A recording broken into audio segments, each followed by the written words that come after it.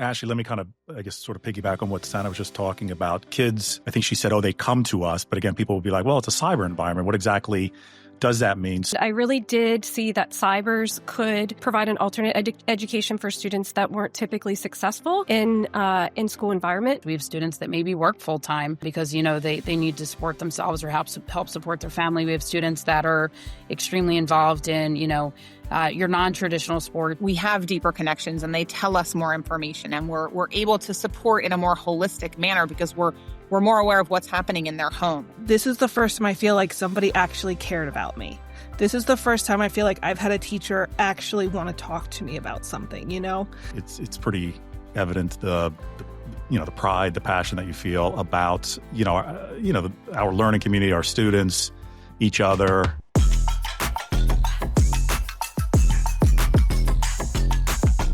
Welcome back to the 21st Century Cyber Charter School podcast.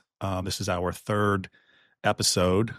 Just to recap, in our first episode, we had an opportunity to tell you about our school and for you to learn a little bit more about learning in a cyber environment. Our second episode was with members of our curriculum team who shared, a lot about what students learn and kind of how they work through that process. Today, I'm excited to welcome four guests, 3 school counselors and one of our social workers. So joining me today will be Lisa Moynihan, also Ashley Cooke, and Sanna McCoy. Those are 3 of our school counselors. And also Katie Leber is one of our social workers. So I'm excited to welcome our guests for today's episode. All right, so I'm going to have our guests tell us a little bit about themselves and what brought them to 21st Century. So let's start with Lisa. Hello. So I started in 21st Century 2016. So what brought me here was I was a school counselor in brick and mortar school prior to coming here.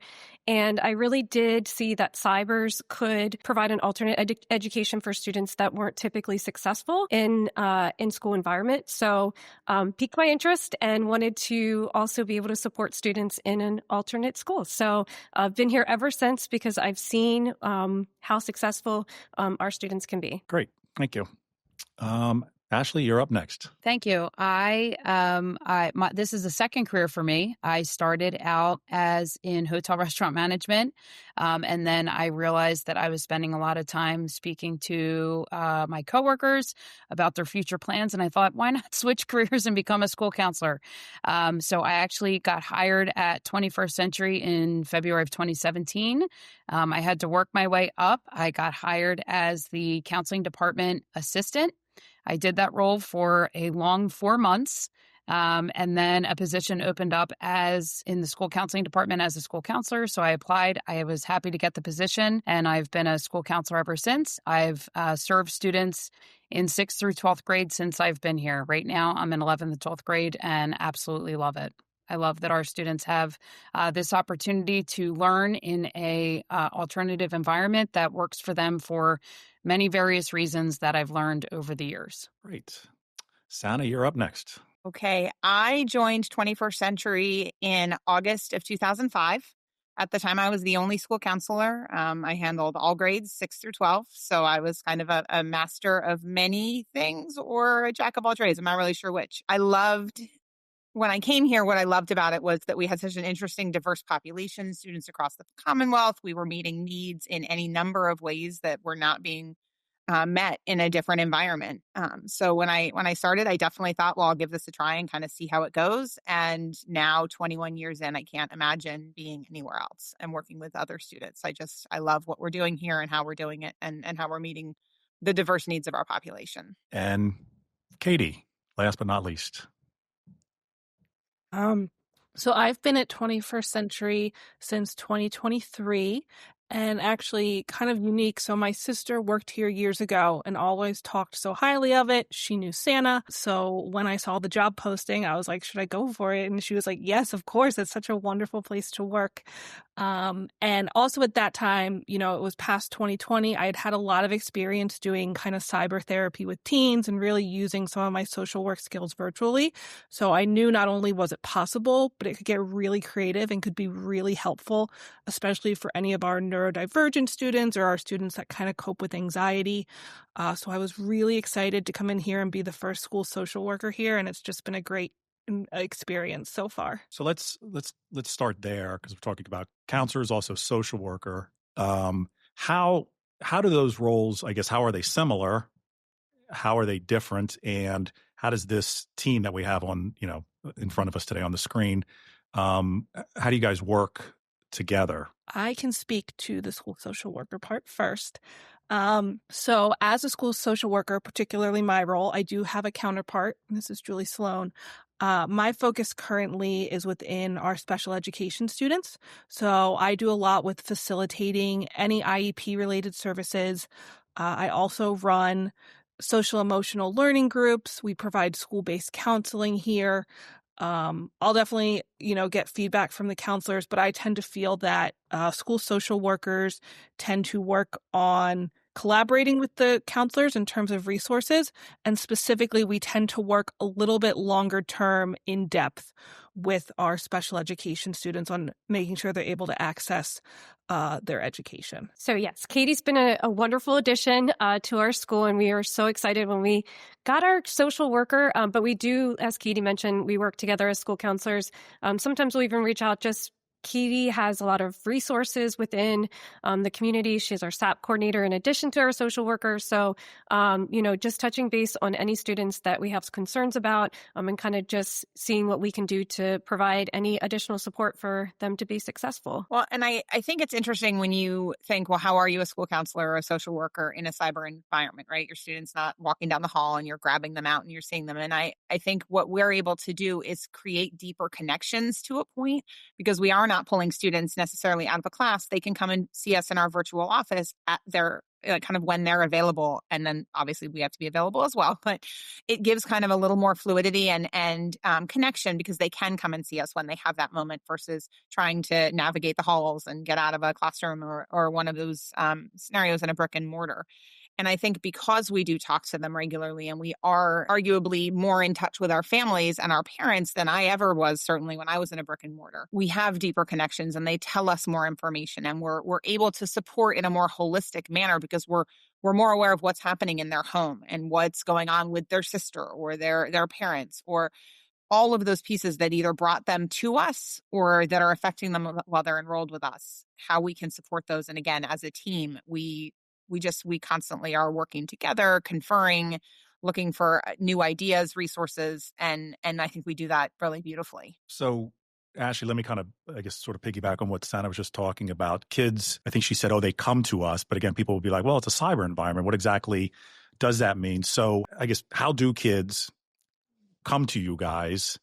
And then also you talked about the relationship part, which we all know is so important. How do any of you go about building those relationships? Because you're not, like you said, you're not in the room. It's a little bit different, but it's so vitally important to everything we do. So Ashley, I'll kind of open that up for you first. Absolutely. So we are available we have a counseling virtual office that is open, every school day, Monday through Friday. We are also available through phone calls, emails, and we also have the ability now to text our students, which has been an absolute amazing addition because, as we know, our students are on their phones, and as we are as adults and staff too, right? So being able to get in touch with them via text has been a great addition. We have students that have various schedules, and that's what I really love about the school is we have students that maybe work full time because they need to support themselves or help support their family. We have students that are extremely involved in your non-traditional sports. That's why they come here. So dance, theater, gymnastics, hockey.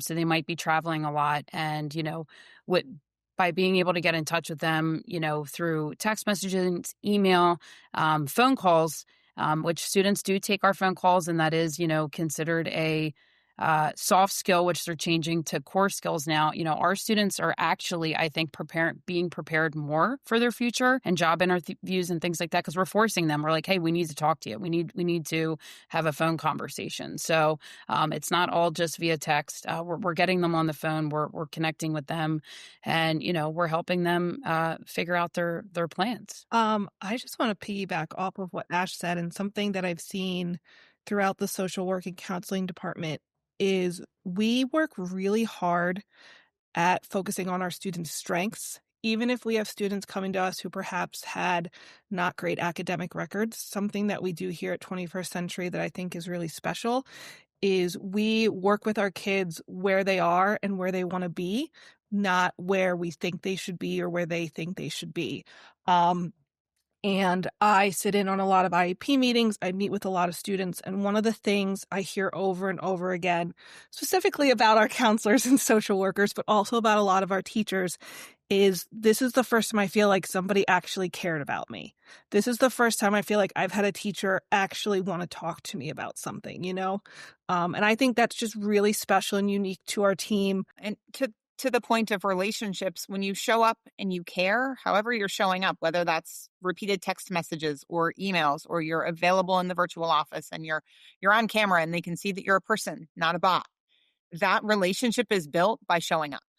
And that's what we all do, our teachers, as well as our counseling department, social workers. It's what we do every day for our students. And because we're there, we listen, we help them make those connections, we help them bridge those gaps. That's where that relationship is built. And then that student tells the next student they talk to, hey, you know what? I talked to my counselor and she was really helpful and you should go talk to her. Or that math teacher is great and he can explain it this way to you. So I think that's what we uniquely do is those relationships and that connection. So, Sanna, I think you said 21 years here at 21st Century. And don't worry, I've got more years in, so don't let the others harass you about me asking a question about longevity or something like that. So, but thinking back, I guess at the beginning of your tenure here, because I think Katie was talking about like we're texting or we're doing this and doing that. What are some of the changes you've seen? Again, it can be from a technology standpoint. It can also be kids are coming to us now to talk about this, whatever that may be. Whereas in the past, that wasn't something we were seeing or were discussing with our students. Yes, I know. I do jest a lot about my longevity here, and I'm never leaving. So it'll just get longer and longer. When I first started, when we were tiny, I mean, we were, it's maybe 400 students, K6 through 12, I want to say. It just, we were significantly smaller. So there was maybe one math teacher versus multiple math teachers. So for a student that struggled with math, maybe the way, Mr. Copenhaver explains it was not clear, but the way that Mrs. Heleniak explains it did make sense to them. So by having, as we've grown, more teachers, more counselors, students are able to make those connections that are valuable to them and that make sense to them. And they're able to kind of grasp that piece. Technology-wise, good grief, we are light years ahead. I mean, it is ridiculous. I had only a desk phone when I first started versus a phone on my computer that came with me. Obviously not a cell phone. Our virtual offices I don't remember them having video capability.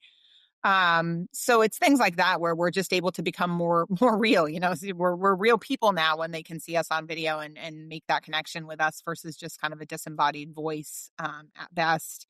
So the technology itself, our learning management system, Schoology, this is the third learning management system that I've worked in. So seeing that kind of develop, our first one was really just black and white text. It was really, really terrible. So seeing kind of those growth. Now because it's been so long, I sometimes struggle and forget the order in which things happened. So that part, that's just my brain, but just kind of watching our overall arc of growth. And I think as far as students and what we're seeing now, with COVID, I think there's been a significant growth in both anxiety, whether it be social or spatial, right? Like we've got some agoraphobia, things like that. So I think we're definitely seeing some of the effects of what happened with COVID and the shutdown and kids not being in any kind of school or in a and districts very much did the best they could at cyber at that time, but it wasn't the same, and they didn't really know how to do it. And so I think there are some gaps for students, and we're definitely seeing those, whether it's learning gaps, social emotional gaps, just kind of that breakdown. So we definitely, I think I see a lot more students that come in and talk to me about those kind of things than I used to. It used to be significantly more academic. I also think as a program, as counselors, we have a significantly more robust program that we're offering to our students, because there are many of us. It's not just me kind of scrambling and doing all of the bits and pieces by myself as best I could. So I think when you have all of that talent working together to support students, you offer so much more. And again, much like with finding the right math teacher, there are students that kind of, I know that, maybe now Mrs. Moynihan's my counselor, but I am going to keep talking to you, Mrs. McCoy, because we have been talking since the beginning of freshman year. But I'll go to Mrs. Moynihan for things, and she's great too, but we have a connection. And so it allows those connections to continue. And the students aren't just like, well, nope, that's not your person anymore, you can't talk to them. So I think allowing that continued connection and the value is so important for students that maybe haven't had that before, that maybe had a bad experience in a school or with other adults that didn't listen or didn't support. Helping them build that trust again is so important. And I think we're so able to do that. And the more that we offer to them, the more we're able to do it. Lisa and Ashley, I saw you guys nodding your heads and smiling while Sanna was talking. Any other areas that come to mind, I guess, as differences from, the start of your tenure here to where we are today? Any changes, or new challenges that have come about during that time period? I mean, since I've been here, I've definitely seen our teachers work really hard to be more engaging and interactive with our students. So it's not just a teacher in front of a classroom talking to you. Like you get, I know sometimes there's activities or whatever, but really in our environment, our teachers are so creative and so engaging, and they make coming to class so much fun, but also still teaching and students are learning. So I've definitely seen a big change in that. Some new challenges are going to be AI, especially in the cyber environment. So I know we're all doing a lot of professional development on that, and teaching students how to use it. I mean, they do have to learn. AI is here, but how do you use it ethically and honestly, and how can it, provide you with the skills and tools you're going to need when you graduate from here and are in your current career. So I think that's what's coming down the pipeline for a challenge for us. I was just going to add that I think, the pandemic, unfortunately, obviously unfortunate for a lot of people, but it brought a lot of students here because districts tried their best, but they don't have, the supports and the departments in place that we do. This is what we do full time. And I really think that we were able to, kind of prove, at least to myself, that, we do know what we're doing here. We have these things in place, and we were able to support as many students as we possibly could during that time, and helping out the school districts, because they don't have a full ISD team. They don't have, the huge tech department that we have, and all these supports in place, because all those teachers did their best, and, our hearts broke for them, because they're trying to figure out, how to run a cyber environment with no notice. So I think that the pandemic actually shown that, we do this well, and we serve our students well. And it taught us a lot too. With the pandemic, a lot of the local districts started doing, things like senior signs, and Lisa and I had the opportunity last week to go out to Mifflin County. We have a lot of dedicated families out there, and we were able to go to their homes and see them. And I think we were at each home for 20 minutes. So that's another way we will come to your home if invited, or we'll leave a sign on the door. If you don't want us to come in, that's okay too. But we wanted to show those families, like, hey, you guys travel out to our in-person events. We want to, give the same courtesy to you and go out and visit with you guys and celebrate this this time that you're a senior. So actually, I have to agree. I just did my senior sign drop-offs in the past week or so, and I've had more success this year. Last year, I went to 8 houses, and I think I went 0 for 8.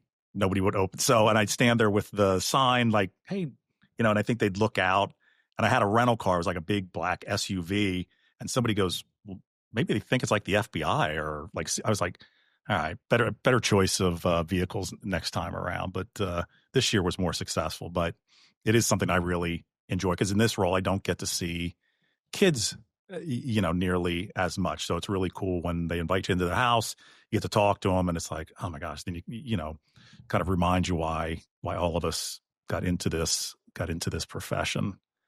Someone mentioned it a little bit earlier, talking about anxiety. I wanted to talk a little bit about like social emotional learning, and I think we hear that so much more often now than if we turn the clock back in the several years.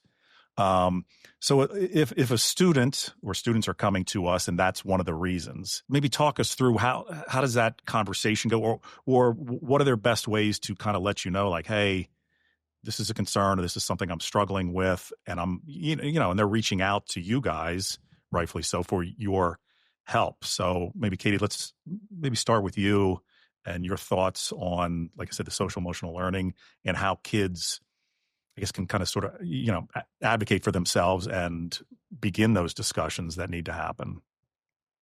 Yeah.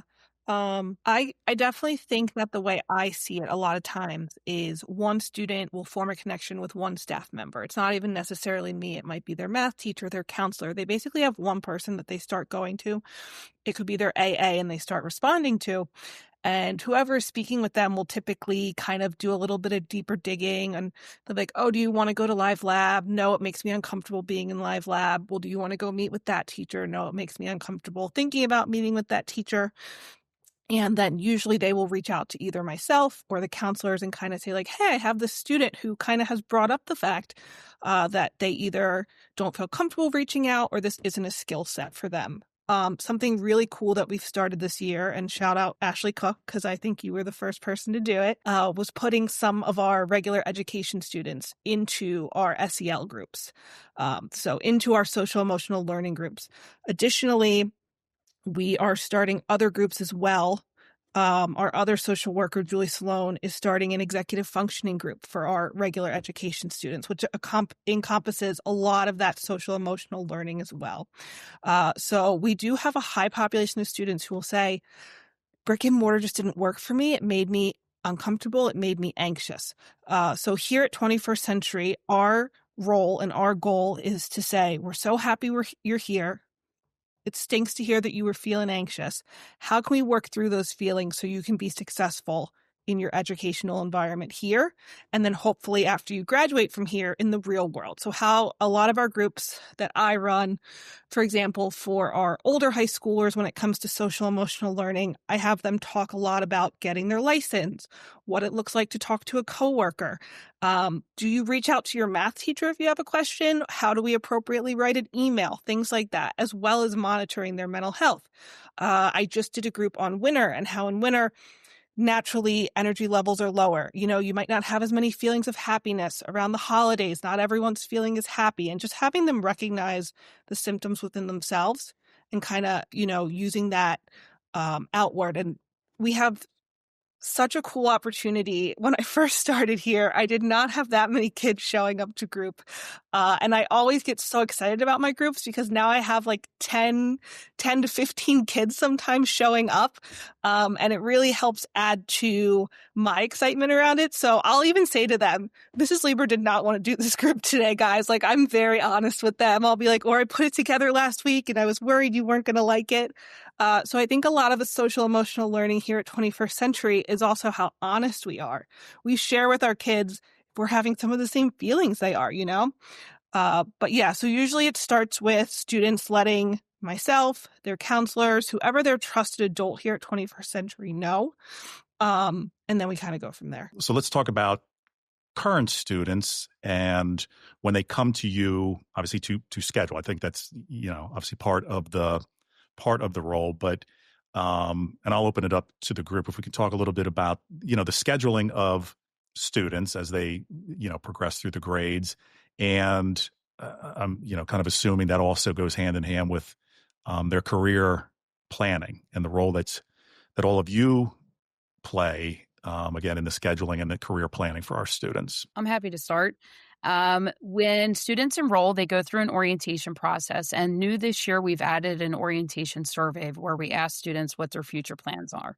So right away, we try to get that idea from them.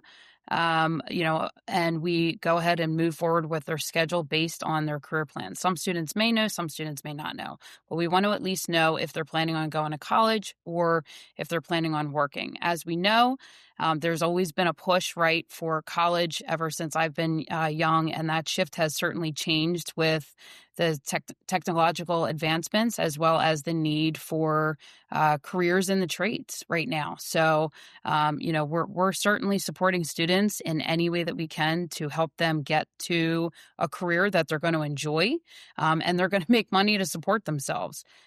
Here at 21st Century, we offer everything from dual enrollment classes to we partner with some of the technical high schools for students to get that experience, as well as we offer work study, which is a great opportunity for our students that do work to earn elective credit, as well as fine-tune those customer service skills that are needed to be successful in their future careers, whether they're going to go to college or whether they're going to get right into a career. That's a great opportunity for our students to take advantage and get some elective credits while taking work study. And also, we do teach a career and college readiness course. It's required for graduation in 11th grade. And then at our middle school level, each year they get a very similar course as well to really start that career exploration. And our focus is really on the career. Like, let's figure out what career you want. As we know, there's multiple paths to reach some careers. Obviously, if you're a doctor, you want to be a doctor, you have to go to college. But, you might be wanting to go into the business world or become an entrepreneur. So we really do start that conversation young and check in with our students every year just to see where they're at. And, it's okay if they don't know. And we share that with them. You're young. You don't have to know what you want to do for the rest of your life. And careers are ever changing. So even as adults, you may change, what career path you're in. And that's okay. I think it used to be drilled in our heads, you get one career and that's it. But that's not reality now. So just teaching the students that it's okay and we're going to meet them where they are and go with what their future goals for themselves are and help them find that pathway to their future. I think one of the things that we are arguably experts at is looking at a transcript from another school and kind of figuring out how to get them to graduation based on what they've taken, what they need, again, what their goals are. But also for our students that come in with some deficiencies that maybe have some struggles in math, for example. I keep picking on math, but that's the one that was hard for me.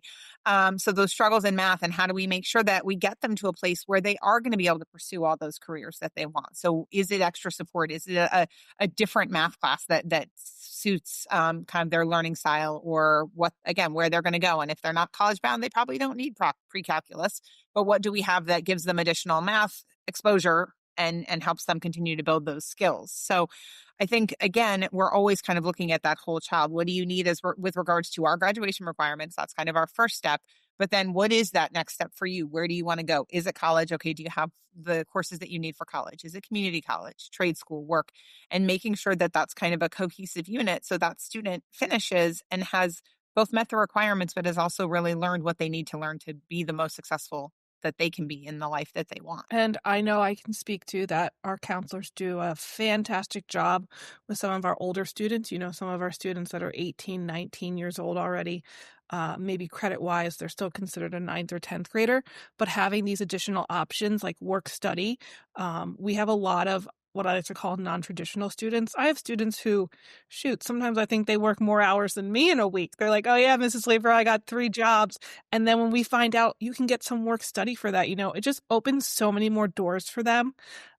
Just the way that the counselors are able to schedule them here, or some of the different curriculum we offer this year, credit recovery and things like that, has really been a game changer for some of our older students or for some of our special education non-traditional learners. Like this, I have students running their own businesses and they're like, Mrs. Leber, okay, you want me to pass math? I already do this in my free time. And the counselors do a phenomenal job working with them. Kind of how can we take real world experience and the things that you definitely need to pass for your high school diploma. So as we kind of come here to the end of our podcast, I'll put it back on you guys. Is there, I ask a bunch of questions today. Is there something that I did not ask you that you wish that I had, and this is kind of your time to say, oh, I wish you had asked me about this, and here's why?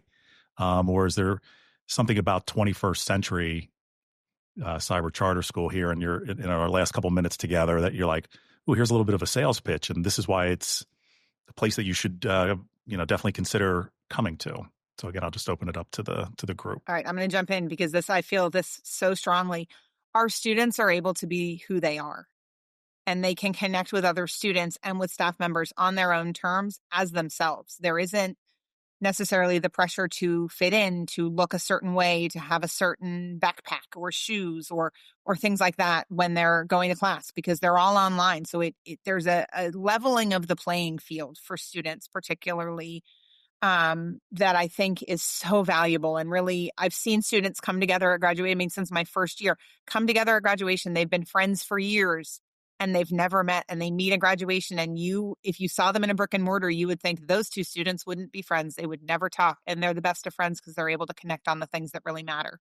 And that is what we're able to do and what we're able to offer to our students that I think is so special. I think also just to go off of that too is we do really offer rigorous curriculum, and we really are preparing our students for after high school. Because I think sometimes, because we're a cyber school, they don't have those skills to write an email, to do a phone call, to do an interview. They get all of that here, as well as they can advocate for themselves. They have time management skills. So we do have our students come back from post-secondary education and say, I was more prepared to go out into life than my peers because I attended 21st Century. So I definitely think we do a great job with preparing our students for their futures. And I'll just give a quick plug for the staff. During my time of working my way to become a school counselor, I did a lot of subbing, a lot of one-on-one work, all over Chester County, all over Delaware County, some Berks County. And I will say that our staff is extremely dedicated. If they will go out of their way to make a student feel welcome, to make a student feel comfortable, to reach out to parents and try to make that connection. So I feel that, students, to Ms. Leber's point when she spoke earlier, when they do make a connection with the staff, they do feel welcome, because our staff, I've never worked with a staff that goes above and beyond like ours does for students. And, I think that's just extremely important. Yeah. And just to kind of wrap it all up, I think one of the most unique things about 21st Century for me is that we can get a student going, and even if they've had 2 years of not really passing or anything, once they get that momentum going, they are gone. The plans we can make with them, the changes we can see in them is just something that I don't always think a brick and mortar is able to offer. And I think that's really unique specifically to 21st Century Cyber Charter School, that we can really kind of create these educational plans and designs for our students who maybe had not the greatest start before coming here. Well, I know you guys are busy with, talking about the kids and the students and everything that you do with them. So I appreciate you taking time today to join our podcast. And also it's pretty evident the pride, the passion that you feel about, our learning community, our students, each other. I have to say you guys were very well behaved today. I expected, not that I didn't think that you guys would be, but I knew this would be a fun group to talk to. So again, I appreciate your time, and anybody watching our podcast, after hearing these four individuals talk, I hope that you get a sense of the partnership, the relationships, the passion and the pride that these four individuals shared with you today, and it goes throughout the school. So obviously, if you're interested in learning more about 21st Century, you can always check us out at 21cccs.org. And I appreciate you all joining us today. Thanks.